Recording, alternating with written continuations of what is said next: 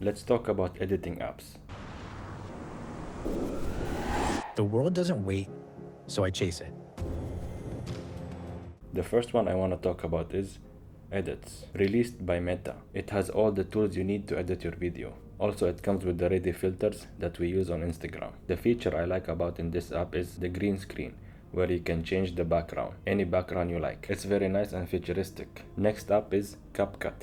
This gives you more flexibility and creative freedom. The feature I like about in this app is Match Cut, which lets you sync your edit perfectly with the beat of your music. One thing people notice is the watermark on the video. But here's a tip. You can actually remove it in the settings before you edit. Moving on, I want to talk about Final Cut Pro X. I've been using this one for almost 10 years. It's beginner friendly, easy to navigate, and perfect for desktop editing. Whether you're working on a simple vlog or a full-scale production, Final Cut has the tools to support it.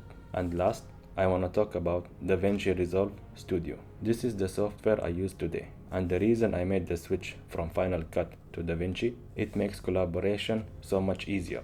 Whether you're working with other editors who use Premiere or Final Cut, DaVinci handles cross-platforms, workflows like a pro. Also powerful enough for both social media content and high-end production work.